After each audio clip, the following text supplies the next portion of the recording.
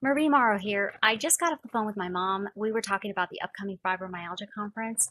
She's had fibromyalgia for about 35 years, and I've had it for about 12 years. But she had it way before doctors were diagnosing it, and before there was a lot of information out.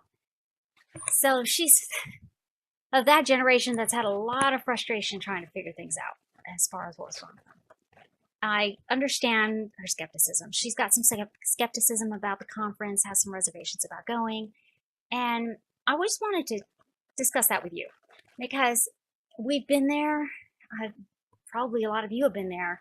That frustration that we get from trying so many things and meeting different doctors and trying different medicines, and we get just kind of tired of it, almost to the point where it's easier just to cope with our problems day by day than it is to be using our energy and our money and our resources and our time, which we don't have, to try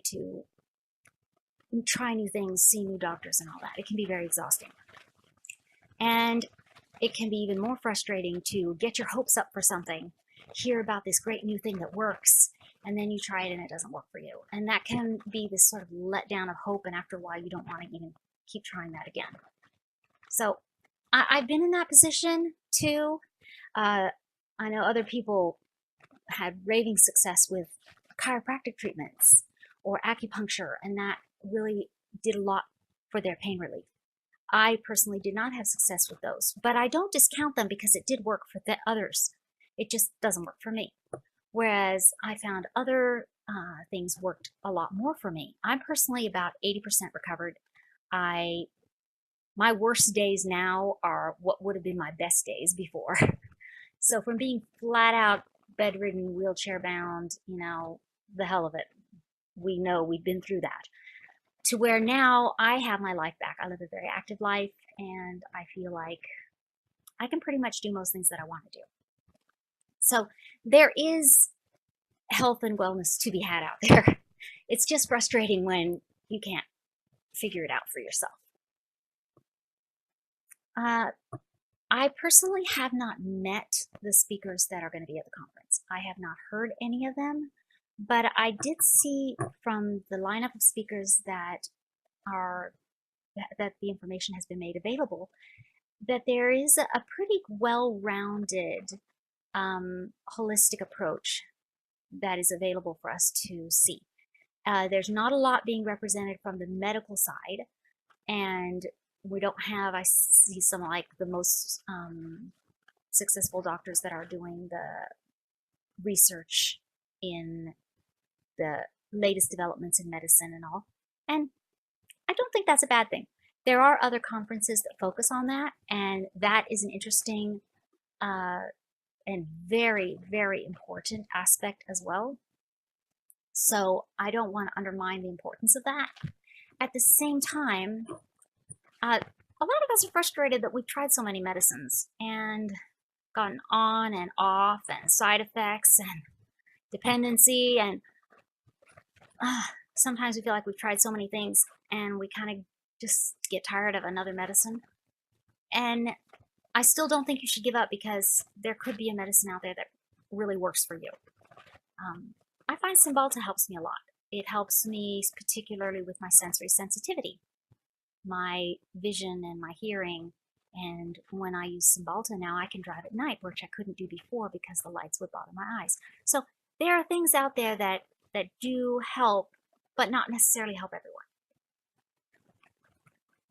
Basically, what I'm trying to say is that I am not promoting one particular doctor or one particular method, uh, but I think it is healthy for us to keep an open mind in viewing the different approaches that are available.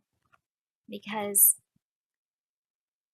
for example, yoga, it might not be the one and all cure for you, but the right types of stretches could loosen up those stiff muscles that are making it so that it's hard to move. Or the right nutritional balance could solve a lot of the problems that we're having. So don't give up too quickly And don't be too quick to judge this one as a quack or that as a fake or that one just out to get money, because some of those might actually be holding the key to our recovery. One more point. If there are those of you who would want to go but are too sick to go, then I totally understand. When I was too sick to barely walk to the restroom, I would never in a million years imagine going to a conference. And if I did, the first thing on my mind would be, what kind of chairs are they going to have? Am I going to be able to sit in that chair? Don't mind me, I'm just checking my mic. Am I going to be able to sit in that chair for an hour straight? And is there going to be a place that I can rest if I need to rest? I want to let you know that we're going to do everything we can to make that part easy for you. I'm not organizing the conference itself, but what I'm helping with is the special needs aspect of it. I want to make sure that attendees who are coming are able to have their needs met and able to enjoy it to the full extent as much as possible.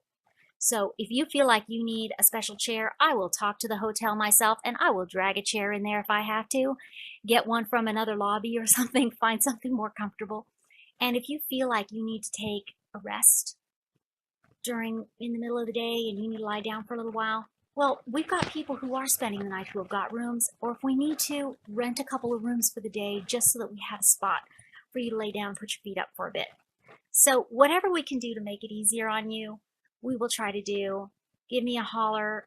If you can make it, I'd love to see you. And if you can't, it's okay. We'll try to get you as much information as possible afterwards. Don't give up.